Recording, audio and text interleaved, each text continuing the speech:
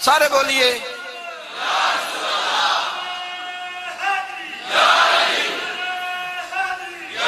بھئی آج تو دن ہے نا نعرے لگانے کا، یوم البدر منا رہے ہیں، تو آج تو ٹھنڈا ٹھنڈا نعرہ نہ لگائیں۔ میں نے اپیل کی تھی کہ نعرہ تحقیق بھی لگایا کریں۔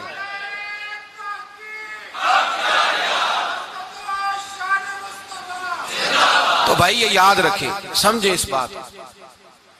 فرمایا حضرت ابو بکر صدیق فرماتے ہیں پہلے 1000 پھر 3000 پھر 5000 فرشتے آئے اور جوک در جوک فرشتے آئے۔ کہتے ہیں سرکار ساری رات روتے رہے، ساری رات۔ تیرے صرف اسلحے سے ہی اللہ کی مدد نہیں آئے گی، تو نے ایٹم بم بنا لیا اور توفیق عید کی نماز کی بھی نہیں، اس سے تھوڑی مدد آئے گی۔ میرے مصطفیٰ کریم سید عالم صلی اللہ علیہ وسلم نے فرمایا، امت کو درس دیا، اسلحہ بھی جمع کرنا، طاقت بھی اکٹھی کرنا، صفیں بھی بنانا، اپنے اندر اتحاد بھی پیدا کرنا، لیکن اگر تم نے کفر پر غلبہ حاصل کرنا ہے تو اس کے لیے خدائی مدد کی ضرورت ہوگی۔ اگر تم سے اللہ کی مدد روٹھ گئی تو جتنے مرضی اسلحے جمع کرتے پھرو، جتنی مرضی طاقتیں اکٹھی کرتے پھرو، پھر جس قدر مرضی تم ایٹم بم بناتے پھرو، جب خدائی مدد ہی تمہارے ساتھ نہیں تو کیسے نظام چلے؟ تو حضرت ابو بکر صدیق فرماتے ہیں ساری رات، حتیٰ کہ میں بے چین ہو گیا، حضور سجدے میں تھے تو میں حضور کے اوپر لیٹ گیا، میں نے کہا محبوب بس کریں، اٹھ کے دیکھے تو صحیح میرے اللہ نے کتنی مدد نازل فرما دی ہے۔ صبح رسول پاک تشریف لائے، صحیح مسلم، ابو داؤد، کتابوں کے نام یاد رہیں گے۔ حضرت انس بن مالک حدیث کے راوی ہیں، کہتے ہیں حضور اٹھے اور ایک دن پہلے چھڑی لے کے میدان میں آئے، ایک دن پہلے اٹھے۔ دیکھو میرے محبوب کے علم کی شان۔ میرے اعلیٰ حضرت فرماتے ہیں اور کوئی غیب تم سے نہا ہو بھلا جب خدا ہی نہ چھپا رہا، اور کوئی غیب تم سے نہا ہو بھلا جب خدا ہی نہ چھپا رہا۔ تم پر کروڑوں درود۔ اور ہمارے ایک شیخ تھے علامہ تحسین رضا صاحب رحمۃ اللہ علیہ، ان کا بڑا خوبصورت شعر ہے، وہ فرمایا کرتے تھے علم غیب رسول کے منکر اس حقیقت کو بھول جاتے ہیں، غیب مانا کہ راز ہے لیکن راز اپنوں سے کب چھپاتے ہیں۔ راز مانا، غیب مانا کہ راز ہے لیکن راز اپنوں سے کب چھپاتے ہیں۔ ایک دن پہلے حضور میدان میں آئے، صحیح مسلم کی حدیث ہے، اور محبوب پاک صلی اللہ علیہ وسلم کی دست مبارک میں چھڑی ہے۔ حضرت انس کہتے ہیں حضور میدان میں آئے اور حضور نے لکیر کھینچی، فرمایا کل یہاں ابو جال مرے گا۔ کب مرے گا؟ یہاں مرے گا۔ فرمایا یہاں عتبہ مرے گا، یہاں عتبہ مرے گا، یہاں ولید مرے گا۔ حضرت انس فرماتے ہیں میری لکیروں پہ نظر تھی، لوگ جنگ لڑتے رہے، میں لکیریں دیکھتا رہا۔ اللہ کی عزت کی قسم جہاں حضور نے چھڑی رکھی تھی، جو مرا وہیں آ کے مرا ہے، جو مرا ہے وہیں آ کے۔ جو دن کو کہہ دیا دن ہے تو دن نکل آیا، جو شب کو کہہ دیا شب ہے تو رات ہو کے رہی۔ خدا نے ان کی زبان کو وہ اختیار دیا، جو نکلی منہ سے ان کے وہ بات ہو کے رہی۔ فرمایا جہاں حضور نے چھڑی رکھی تھی، جو مرا ہے وہیں آ کے مرا ہے میرے رسول کریم سید عالم صلی اللہ تعالی علیہ وسلم نے اگلے دن صبح اٹھ کے صف بندی بنوائی۔ حضور نے اپنے ہاتھ کے اندر چھڑی لے لی، فرمایا چلو ابھی صفیں سیدھی کرو۔ کیا کرو؟ کرانی چاہیے نا صفیں سیدھی، ہمیں کر بھی لینی چاہیے نا۔ حضور نے فرمایا تم صفیں سیدھی کرو، اللہ تمہارے دل سیدھے کر دے گا۔ تو یہاں سیدھے کرانے والے ہوتے ہیں، کرنے والا۔ اور میرے نبی پاک صلی اللہ علیہ وسلم نے فرمایا جب تم نماز کے لیے صفیں سیدھی کرتے ہو تو رب تو تمہیں دیکھ کے مسکراتا ہے، جو اس کی شان کے لائق ہے۔ حضور صفیں سیدھی کرا رہے تھے۔ حضرت سواد انصاری ایک صحابی تھے، تو پیٹ ان کا بڑا تھا، حضور نے چھڑی رکھی، فرمایا پیچھے ہٹ تھوڑا سا، بڑا پیٹ تھا۔ چھڑی لگائی نہ تو کہنے لگے حضور کیوں ماری ہے چھڑی آپ نے مجھے؟ نبی پاک صلی اللہ علیہ وسلم نے فرمایا چل ناراض نہ ہو، بدلہ لے لے۔ کہنے لگے لائیں دے بدلہ۔ حضور نے چھڑی پکڑائی تو کہنے لگے کپڑا ہٹائیں۔ حضور نے کپڑا ہٹایا تو جسم اقدس چومنے لگے، کہنے لگے محبوبہ پتہ نہیں تھوڑی دیر کے بعد کیا بننا ہے۔ میں نے کہا جاتی جاتے بوسے ہی لے لوں حضور، بوسے ہی لے لوں جاتے جاتے مصطفیٰ کریم۔ اور یہ واقعات کئی صحابہ کے، حضرت عکاشہ بن محسن کا بھی ہے اور بھی کئی لوگوں کا۔ میرے رسول پاک علیہ السلام میدان بدر میں، بدر کی فضا عرض کر رہا ہوں، دو صحابی تھے، ایک کا نام حضرت حذیفہ بن یمان اور ایک کا نام حضرت حسیل۔ یہ دو صحابی ہیں رسول پاک صلی اللہ علیہ وسلم، یہ کہیں سے آ رہے تھے واپس، ابو جہل کی ملاقات ہو گئی، جنگ میں جا رہے ہو، اپنے نبی کے لیے آئے ہو، مدد کرو گے؟ انہوں نے کہا نہیں، ہم تو ویسے ہی آ رہے تھے۔ ابو جہل نے کہا اگر ویسے ہی آ رہے تھے تو ٹھیک ہے، جاؤ، وعدہ کرتے ہو لڑو گے تو نہیں؟ کہا نہیں لڑیں گے۔ یہ دونوں وعدہ کر کے آ گئے حضور کے پاس، کہا یا رسول اللہ ہم نے اس سے وعدہ کر لیا ہے، لیکن ہمارا ارادہ تو لڑائی کرنے کا ہے، ہمیں تو یہاں آ کے پتا چلا ضرورت پڑی ہے۔ تو نبی پاک صلی اللہ علیہ وسلم نے فرمایا تم نے وعدہ کر لیا، اب تم نہیں لڑو گے۔ کہا یا رسول اللہ کافر سے وعدہ کیا ہے۔ میرے نبی پاک نے فرمایا کیا تو مومن نے ہے نا۔ کس نے کیا ہے؟ اللہ اکبر۔ کوئی وعدوں کی پاسداری نہیں کرتا۔ میدان بدر میں جہاں ایک ایک فرد کی ضرورت ہے، ایک ایک فرد کی، وہاں رسول پاک نے فرمایا مومن نے وعدہ کیا ہے، لہذا ہم دو مجاہد کاٹتے ہیں، فرمایا تم بیٹھ جاؤ، تم نہیں لڑو گے۔ اب دونوں لشکر آمنے سامنے ہوئے، آمنے سامنے۔ سب سے پہلے آنے والوں میں سے ادھر سے ولید آیا، عتبہ آیا، اس کا بھائی شیبہ آیا، یہ تین آئے، کہنے لگے حضور ہمارے مقابلے میں بھیجے۔ نبی پاک نے انصار میں سے بھیجا، کہنے لگے یہ نہیں ہمیں چاہیے، ہمارے مقابلے میں قریشی اور ہاشمی بھیجو۔ برادری کا بڑا شوق تھا نا، قریشی۔ حضور نے فرمایا چلو تمہارا جدی مرنے کا ارادہ ہے تو بھیج دیتے ہیں، ٹھیک ہے تمہارے پائے کے بھیج دیتے ہیں۔ حضور نے فرمایا چلو امیر حمزہ اٹھو۔ حضرت امیر حمزہ اسد اللہ و رسولہ اٹھ کے کھڑے ہو گئے، فرمایا چلو علی آپ بھی اٹھو۔ شیر خدا تو یوں اٹھے کہ جیسے پہلے سے ہی کھڑے تھے۔ حضور نے فرمایا چلو، ابو عبادہ بھی اٹھے، تینوں صحابی اٹھے۔ حضرت عبادہ ذرا بوڑھے تھے، ان کے لیے تھوڑا مشکل ہوا دشمن کو سنبھالنا، باقی تو دونوں نے کاٹ کے رکھ دیے دشمن۔ اور حضرت علی رضی اللہ تعالیٰ نے دیکھا نا جناب عبادہ ذرا زخمی ہو گئے، دشمن ان کا بھاری ہو رہا تو دوڑے گئے، مارا حضرت عبادہ کا دشمن بھی مارا، اور جناب ابو عبادہ کو کندھوں پہ اٹھا کے در رسول پہ لے گئے۔ کہنے لگے سونیا یا رسول اللہ آپ کے دشمن میں مار آیا ہوں، غلام بچا کے لے آیا ہوں، یہ میں لے آیا ہوں آپ کی، یہ شان ہے حضرت علی شیر خدا کرم اللہ۔ اب جنگ کا نکارہ بجا، کہاں 1000؟ ایک مورخ کہنے لگا نہیں پورا 1000 نہیں تھا، 950 تھا۔ میں کہا چل تو 900 کر لے یار، اس میں کون سی حرج والی بات ہے، پھر بھی 900 اور 300 کا کیا مقابلہ۔ اور پھر اسلحے سے لیس 1000 کا لشکر، میرے رسول کائنات سرور عالم صلی اللہ علیہ وسلم۔ جب جنگ چھڑی، امیہ بن خلف بڑا مارتا تھا حضرت بلال کو، جناب بلال کے قابو ہی آ گیا، حضرت بلال کے قابو آ گئے۔ کہنے لگا معافی مل جائے گی، معافی مل جائے گی، معافی مل جائے گی، دوڑنے لگا۔ حضرت عبد الرحمن بن عوف کہنے لگے بلال جب کوئی معافی مانگے تو دے دینی چاہیے، فرمایا سب کو دینی ہے، اس ظالم کو نہیں دینی۔ پکڑ کے مارا جناب سیدنا بلال حبشی رضی اللہ تعالیٰ، پکڑ کے مارا، فرمایا مجھے بڑی سزائیں دیتا تھا۔ اس امت کا فرعون ابو جہل نے ساری زندگی ستایا ہے۔ دو چھوٹے چھوٹے بچے معوذ اور معاذ، اور ان کی عمریں 17 سال سے کم بتائی جاتی ہیں، اور حسین لفظ ہیں۔ حضرت عبد الرحمن بن عوف کہتے ہیں دونوں میرے پاس آئے، اور ایک روایت میں یوں بھی انداز ہے، کہتے ہیں ایک بھائی کا قد چھوٹا تھا، تلوار اونچی تھی اس سے، اور آئے، اور یہ لفظ ہیں تاریخ میں محفوظ، آئے آ کے کہنے لگے عبد الرحمن سے چچا ابو جہل کدھر ہے؟ تو میں نے کہا تم نے کیا کرنا ہے؟ ان کا جواب پتہ کیا ہے؟ یہ نہیں کہا کہ دین کا دشمن ہے، یہ نہیں کہا بڑا ظالم ہے اس لیے مارنا ہے، کہا تم کیا کرو گے؟ تو جواب وہ شاہ نامہ اسلام نے اپنے لفظوں میں بیان کیا، کہنے لگے مریں گے۔ زیادہ یہی ہے نا کہ ہم کمزور ہیں، پوچھنے کا سٹائل یہ تھا کہ تم بچے ہو، تم نے کیا کرنا ہے؟ تو پتہ ان کا جواب کیا ہے؟ حفیظ جلندری کہتے ہیں وہ کہنے لگے مریں گے یا ماریں گے ناری کو، سنا ہے گالیاں دیتا ہے وہ محبوب باری کو صلی اللہ علیہ وسلم۔ کہنے لگے ہمارے نبی کو معاذ اللہ برا کہتا ہے، چھوڑیں گے نہیں، جانا ضرور ہے، اگر اسے مار نہ سکے تو مار کے تو آ جائیں گے نا، جانا ضرور ہے۔ تو کہتے ہیں ہم نے اشارہ کیا، میں نے کہا وہ گھوڑے پہ جا رہا ہے، وہ دیکھو، کہتے ہیں بس چھلانگے لگاتے دوڑے، بھاگے گئے، ایک نے اچھل کے تلوار ماری، دوسرے نے بھی گرایا، تیسرے نے بھی زخمی کیا۔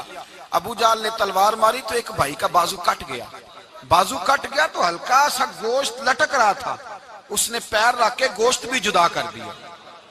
اور کاٹا ابو جہل کو. جب نیچے گرا تو اب عبداللہ ابن مسعود آئے, دیکھا کچھ جان باقی ہے, رسی جل گئی, بال نہیں گئے. حضرت عبداللہ ابن مسعود جب گلا کاٹنے لگے تو کہنے لگا ذرا نا گردن نیچے سے رکھ کے کاٹنا, گردن ذرا نیچے رکھ کے کاٹنا. فرمایا کیوں؟ کہنے لگا ذرا سردار ہوں, گردنوں میں پڑی گردن میری اونچی نظر آنی چاہیے. رسی جل گئی پر بال. کہنے لگا ایسا نہ ہو غلاموں میں پڑی ہو تو چودھری کی گردن لہذا ہی نہ نظر آئے, ذرا نیچے سے رکھ کے کاٹنا. حضرت عبداللہ ابن مسعود رضی اللہ تعالیٰ انہوں نے گردن کو کاٹ ڈالا. میرے بھائی اب جنگ ختم ہونے لگی آہستہ آہستہ. دونوں بچے اپنی تلواریں لے کے در رسول پہ آئے. ایک کہنے لگا میں نے مارا ہے, دوسرا کہنے لگا حضور میں نے مارا ہے. حضور نے فرمایا تلواریں دکھاؤ, خون کس کو لگا ہے؟ جب خون دیکھا تو دونوں کو ایک جتنا لگا تھا. میرے حبیب مسکرائے, فرمایا تم دونوں نے مارا ہے, تم دونوں نے مارا ہے.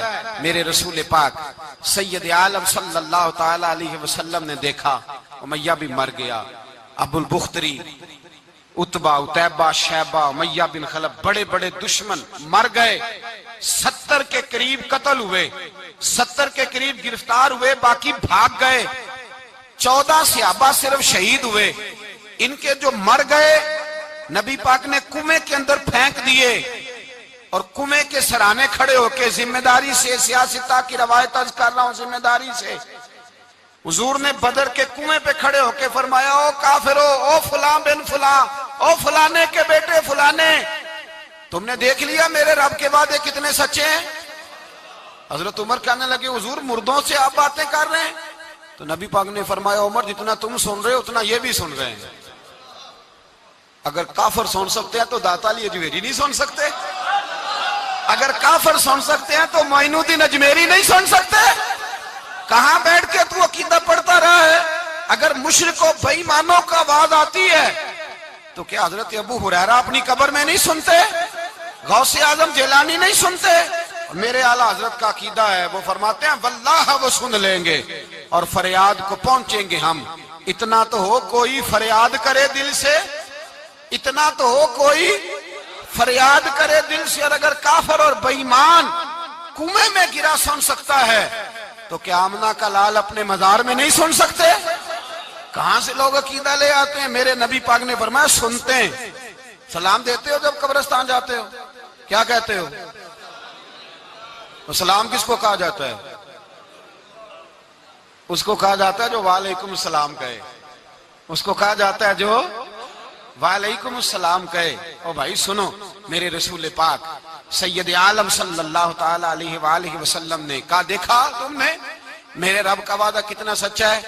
یہ کہہ کے میرے رسول پاک آئے, ایک آدمی کو پہلے بھیجا, فرمایا جاؤ جا کے خوشخبری دے دو, اللہ نے فتح دے دی ہے, خوشخبری دو. پھر حضور آئے. ان گرفتار ہونے والوں میں حضور کے اپنے داماد ابو العاص بھی ہیں, حضور کے چچا جناب عباس بھی ہیں, وہ بھی ہیں, اور بھی کئی لوگ ہیں. گرفتار ہونے والے آئے. حضرت انس کہتے ہیں آدھی رات کا وقت تھا, جب ان کو لایا گیا نا گرفتار کرنے والوں کو مدینے, تو صحابہ کو غصہ ہی بڑا تھا, کس کس کے رسیاں باندھ دی. حضرت بلال کی ڈیوٹی تو ذرا زور زور سے باندھتے تھے, زور زور سے, ذرا تگڑی کر کے, بڑا ستایا تم لوگوں نے, زور زور سے.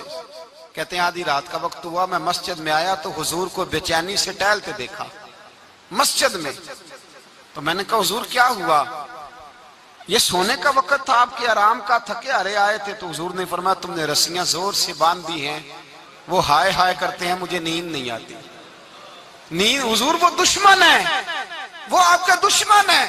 فرمایا وہ میرے دشمن ہے پر میں تو رحمت للعالمین ہوں, ذرا ڈھیلی کر دو, سو جائیں تو میں بھی سو جاؤں. سویرے حضور نے صحابہ کو بلایا, فرمایا ان کا کرنا کیا ہے؟ حضرت عمر کا مشورہ سنو. حضرت عمر کہنے لگے حضور جو میرے رشتہ دار ہیں میرے حوالے کرے, پہلے میں ان کی گردنیں کاٹوں. جو ابو بکر کے ہیں اس کو ان کی گردنیں کاٹے, جو عثمان کے ہیں علی کے ہیں ان کو دو, سب کو کاٹیں, اپنے اپنے رشتہ داروں کو. میرا جو ہے میں اپنے ہاتھوں سے اسے ذبح کروں گا, میرے نبی کی دشمنی کرتا ہے. حضور نے فرمایا عمر تیرا فیصلہ ذرا تگڑا ہے, تھوڑا نرم چاہیے. حضرت ابو بکر صدیق کو بلایا, فرمایا تیرا کیا ارادہ ہے؟ حضرت ابو بکر کہنے لگے حضور کچھ فدیہ لے لیں, ان پہ رحم کریں, مجھے لگتا ہے بہت سارے کلمے پڑ جائیں گے, کچھ مہربانی کریں, ان پہ شفقت کریں. حضور نے فدیہ تعین کر دیا, فرمایا اتنے اتنے پیسے دو, جاتے جاؤ. کچھ نے کہا ہم غریب ہیں، فرمایا تم مسلمانوں کے 10 بچوں کو حساب کتاب سکھا دو تمہیں چھٹی۔ کچھ نے کہا جی ہمیں یہ بھی نہیں آتا، فرمایا تم ویسے ہی آزاد ہو جاؤ۔ بہت ساروں پہ مہربانی کی۔ حضرت عباس کھڑے ہوئے حضور کے سامنے، چچا، تو نبی پاک نے فرمایا چاچا وہ لاؤ فدیہ۔ کہنے لگے بھتیجے میرے پاس تو کچھ بھی نہیں، کوئی شے نہیں۔ تو حضور نے فرمایا چاچا وہ جس دن تم آ رہے تھے کمرے کا دروازہ اندر سے بند کر کے اتنی بڑی سونے کی اینٹ میری چاچی کو دی تھی، کہا اگر میں بچ کے آ گیا تو ٹھیک ہے، نہ آیا تو تمہارے لیے کافی ہوگی، وہ کدھر ہے؟ خیال آیا، حضرت عباس کانپنے لگے۔ یہ سن کر حضرت عباس پر راشا ہوا طاری کہ پیغمبر تو رکھتا ہے دلوں کی بھی خبرداری۔ خیال آیا مسلمان نیک و بد پہچان جاتے ہیں اور محمد آدمی کے دل کی باتیں جان جاتے ہیں۔ کہنے لگے وہ کدھر ہے؟ تو جناب عباس کہنے لگے محبوبہ وہ تو فدیہ تو میں دوں گا ہی اب، لیکن میں مان گیا ہوں آپ اللہ کے سچے رسول ہیں، اس لیے کہ میرے اور میرے بیوی کے علاوہ کسی کو اس بات کی خبر نہ تھی۔ اسی جنگ میں حضرت ختیجہ کا وہ ہار آیا جس کا تذکرہ میں پچھلے دنوں کر چکا، اللہ تعالیٰ نے فتح دی۔ کسی جگہ بھی کوئی تکبر کا لفظ میرے نبی پاک نے بیان نہیں فرمایا، کسی جگہ حضور نے یہ نہیں کہا کہ ہم بڑی دانائی سے لڑے، ہم بڑے دلیر تھے، ہماری صف بندی بڑی سیانی تھی، یہی فرمایا وَلَقَدْ نَصَرَكُمُ اللَّهُ بِبَدْرٍ، اللہ نے ہماری مدد کی، اللہ نے ہماری۔ میری اور آپ کی زندگی میں جہاں نقص واقع ہوتا ہے نا، وہاں ہم کامیابیاں اپنے کھاتے میں ڈالنے لگتے ہیں تو فضائے بدر پیدا نہیں ہوتی۔ یاد رکھیں اگر رات کو گانے سنیں گے، شراب کباب کے دور چلیں گے تو پھر بدر کی فضا پیدا نہیں ہوگی، پھر تو کفر کی فضا پیدا ہوگی۔ اور اگر رات کو مسلح آباد رہیں گے، میں نے کچھ دن پہلے کہا تھا جمعے میں، صلاح الدین ایوبی جب جنگ لڑ رہے تھے تو ایک بحری بیڑا آ رہا تھا دشمنوں کا، اسلحہ لے کے، مسلمانوں کے پاس اسلحہ پہلے کم تھا، تو ایک بحری جہاز اور اسلحہ لے کے آ رہا تھا عیسائیوں کا۔ تو صلاح الدین ایوبی ساری رات مسجد اقصی میں روتے رہے۔ سویرے ایک بزرگ ملے تو کہنے لگے، پہلے رات کو بھی ان سے دعا کے لیے کہا، پھر سویرے صلاح الدین کہنے لگے حضور دعا کرنا، مسلمان پہلے ہی کمزور ہیں اور عیسائیوں کا ایک بحری بیڑا اسلحہ لے کے اور آ رہا ہے۔ تو بزرگ کہنے لگے وہ تو بیڑا غرق ہو گیا ہے، وہ غرق ہو گیا۔ کہا کہاں غرق ہوا؟ تو کہنے لگے تو ساری رات روتا رہا تو تیرے آنسوؤں میں ہی غرق ہو گیا ہے، تیرے آنسوؤں میں غرق ہو گیا، وہ اب نہیں آئے۔ کچھ دیر کے بعد خبر مل گئی واقعی ڈوب گیا ہے پانی میں۔ بھائی جب تو اللہ کو منا لیتا ہے، جب رب کی مدد تیرے آتا ہے، یاد رکھنا زندگی میں کہیں بھی آپ لڑ رہے ہیں، کسی محاذ پر بھی، اگر حق آپ کے ساتھ ہے تو پھر اللہ کی مدد آپ کے ساتھ، اور اگر حق آپ کے ساتھ نہیں تو پھر جتنے مرضی ہیلے بہانے کر لیں، وکیل مہنگا کر لیں، جج خرید لیں، پھر آپ دنیا کی ساری سیاست لڑا رہے ہیں، جب حق آپ کے ساتھ نہیں تو پھر رب کی مدد آپ کے ساتھ۔ آج شام کے اندر روز قتل ہوتا ہے، برما کے مسلمانوں پر زمین تنگ ہے، کشمیر میں اتنا خون بہہ چکا ہے کہ اب شاید کشمیر کی وادی خون پیتی بھی نہیں، اتنا خون بہہ گیا ہے۔ فلسطین قبلہ اول مسلمانوں کا مسجد اقصی یہودی کے قبضے میں ہے، مسلمان اپنی اپنی اپنی اپنی، اور ظلم کی بات یہ ہے، ظلم کی بات کہ ہم توحید کا اعلان کرنے والے، توحید کے ٹھیکیدار بننے والے، سلوٹ کرنے پہ آتے ہیں تو عیسائیوں کو بلا کے کرتے، یہودیوں کو بلا کے کرتے۔ میرے بھائی مسلمان کے پاس اسلحہ بھی ہے، پیسہ بھی ہے، دولت بھی ہے، ہر قسم کا ذخیرہ ہے، ضرورت یہ ہے کہ اسے خدا کی مدد نصیب ہو جائے۔ اللہ کی مدد جب تھی تو اسلحے کی ضرورت نہ تھی، جب تک خدا کی فضائے بدر پیدا کریں، فضائے بدر پیدا کریں۔ اگر حق آپ کے ساتھ ہے، اندر خلوص ہے اور آپ لڑ اللہ کے دین کے لیے رہے ہیں، ذاتی اگر نام و نمود ہے، خواہشات ہیں، ذاتی آپ کے مفادات ہیں، تو پھر بڑی جلدی یہ سفر ناکامیوں کا سفر ہو جاتا ہے۔ فضائے بدر پیدا کریں، رضائے الہی کے لیے میدان میں نکلنے کا جذبہ اپنے دل میں پیدا کریں۔ بدر کے 14 صحابہ جو شہید ہوئے، وہ 14 صحابہ کو ہم سلام عقیدت پیش کرتے ہیں۔ ان 14 کے لوگوں کو شاید نام بھی نہ آتے ہوں، لیکن اسلامی تاریخ میں انہوں نے ایسا حسن بھرا ہے ایسا حسن بھرا ہے کہ کافر آج بھی بدر کے نام سے کامتا ہے۔ نام نہ بنائیں دین کے معاملے میں، کام کریں۔ جو کام کرتا ہے اللہ اس کا نام بنا دیتا ہے۔ کام کریں، اور کبھی بھی دین کی نصرت کے لیے جب نکلیں اپنے آپ کو آگے نہ کریں، دین کو آگے رکھیں۔ بدر والوں نے دین آگے رکھا تھا، اللہ نے انہیں کامیابی دی۔ جب سے نام آگے رکھنے، آج پوری امت مسلمہ میں صرف صدارت کا چکر ہے، کون ملک آگے لگے گا، کون آگے بڑھے گا۔ فضائے بدر پیدا ہو جائے گی تو دین آگے رہ جائے گا، شخصیات پیچھے ہو جائیں گی۔ اور یاد رکھیں، نظریات بچیں تو شخصیات بھی باچی جاتی ہیں۔ نظریہ بچانا بڑا ضروری ہے۔ میرے اعلیٰ حضرت فرماتے ہیں بے نشانوں کا نشان مٹتا نہیں، مٹتے مٹتے بھی نام ہو ہی جائے گا۔